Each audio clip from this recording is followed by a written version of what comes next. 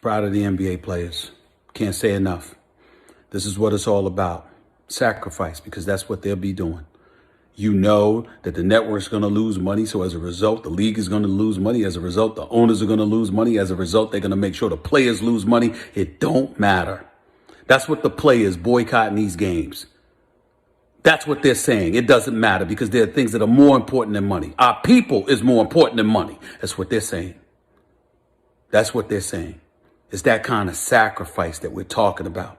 My man Joe Madison, the Black Eagle on Sirius XM Urban View Radio, always says that it's about sacrifice. Anytime you protest and every time you take in a stance, it's about a sacrifice. And that's exactly what these players are doing. I didn't like it when I first heard the Milwaukee Bucks were doing it. I said, well, excuse me, where's the Orlando Magic? Where's all the other teams that's going to be playing today? Because I thought it would have been a mistake for any team to stand alone. But standing together, that is saying something. That is what this is about.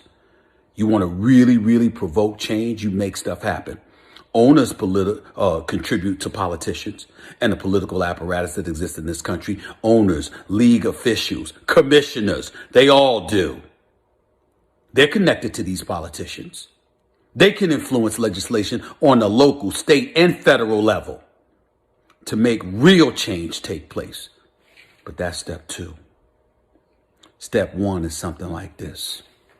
Made me nervous when I first heard just one team. I said, something ain't right about that picture. But the fact that everybody's standing up together, that's a different ball game.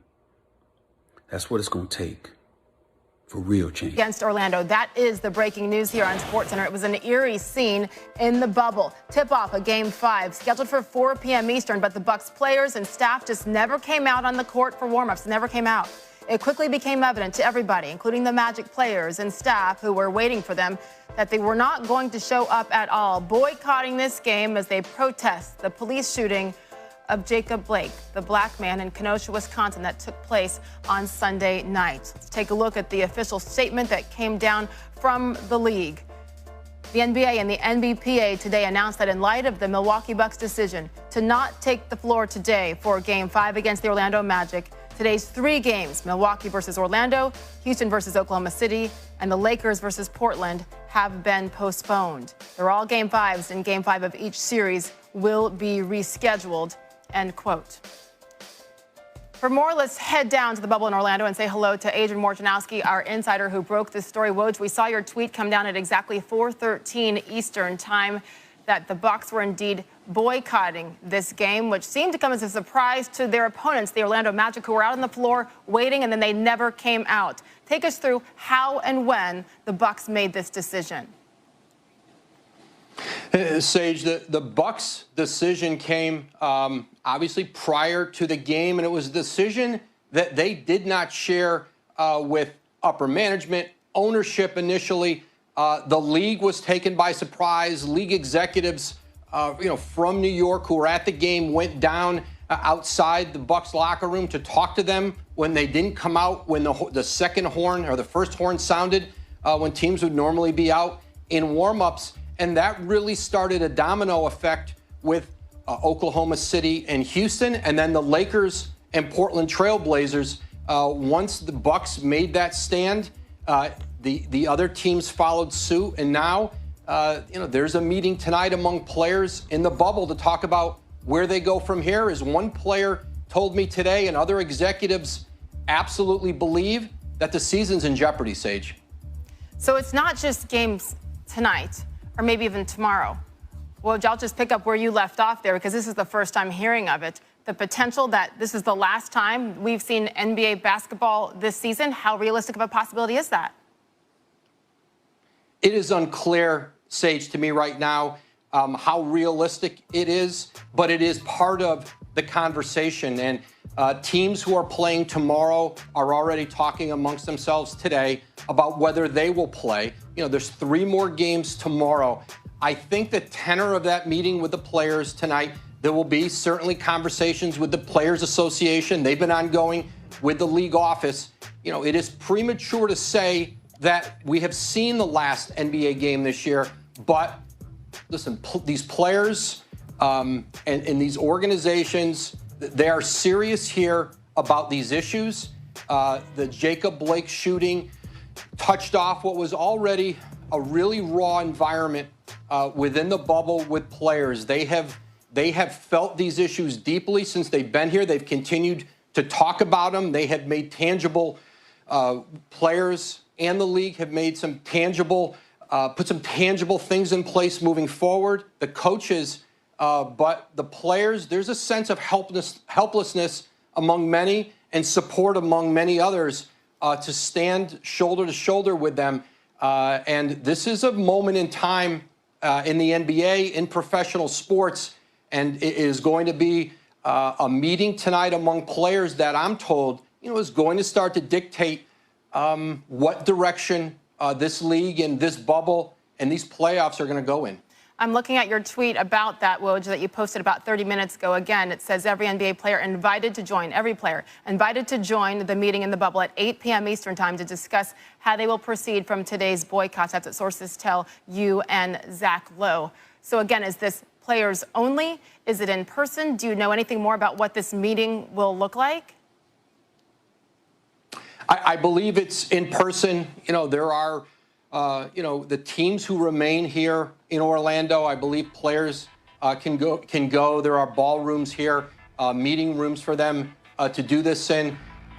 Whether there are going to be anybody from the Players Association or the league, I am unclear on that. Sometimes these things, the shooting in Wisconsin, Sterling Brown on the Bucks was a victim of police brutality. And Giannis Antetokounmpo, the leader of this Bucks organization, this Bucks team, the reigning MVP of the league, he is someone else who has been extremely supportive and strong-minded on these issues.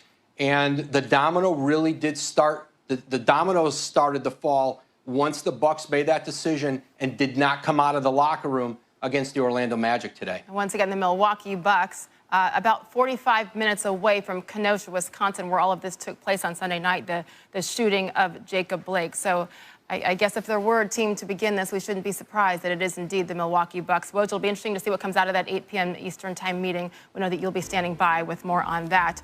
Reaction on social media, as you can imagine, is quite strong. Some of the league's biggest names continue to react to the national unrest after the shooting.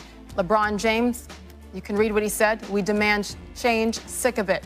Bam Adebayo saluting the Bucks and their decision. And also Donovan Mitchell, who has also been quite vocal, the young superstar for the Utah Jazz. We demand change, also saluting the Bucks. Is Donovan Mitchell. David? Yeah, you get the sense that NBA players were a bit surprised and stunned that the Bucks made this move at the time they did.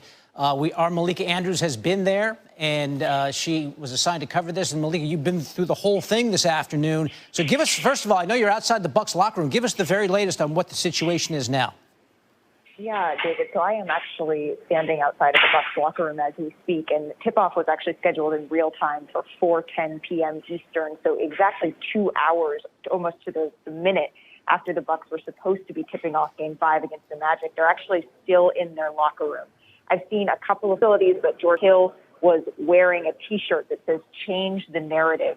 John Horst, the general manager, has told reporters that players will not be commenting tonight, but I have heard them inside. It seems like they've been on speakerphone with somebody. I believe it is officials from the Milwaukee area as they continue to push for change. But 2 hours after this tip-off was supposed to happen, they are still in the locker room. The Magic has actually left the arena, but the Bucks are still in there. They are meeting, and about 45 minutes ago, one of the assistant coaches actually came out, got an enormous whiteboard, and brought it back into the locker room. So clearly they are in there talking. They are thinking about how they can productively use this time and continue to push this movement forward. The Bucks clearly acting unilaterally because the Magic obviously did not know. They were warming up, getting ready for the game. Walk us through how all this transpired this afternoon with this basketball game that did not happen. Yeah, absolutely. So just minutes before tip-off, the announcer came over the PA system and said, "And now welcome the Orlando Magic." The Orlando Magic players took the court, and the Milwaukee Bucks players just did not. There was music playing. The reporters were in the stands. Referees were out on the court ready to officiate a game, and Milwaukee just never came out of their locker room. Now, I've been in touch with one Magic player who said it really did catch them completely by surprise. they were happy to stand with the Milwaukee Bucks once they learned what was happening and going on. But this was something that nobody or most folks outside of the Bucks locker room did not see coming. Yes, and what we were focusing on, I know you were focusing on it, you've done some reporting on it, was Raptors-Celtics Game 1 tomorrow night. There was some speculation that there might be a boycott there. What can you tell? Everyone wants to know how this is going to play out and spinning it forward. What can you tell us about that series?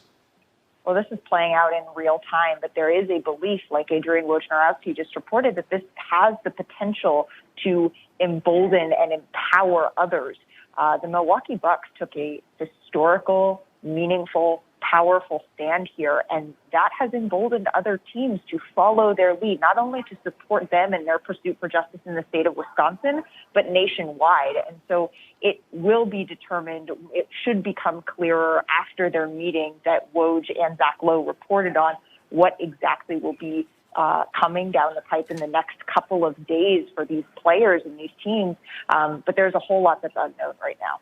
Malika Andrews from the bubble, from, in fact, right outside the Bucks locker room where the team's players remain as they've been for all of the afternoon. Malika giving us the very latest. Sage, back to you. David, it's been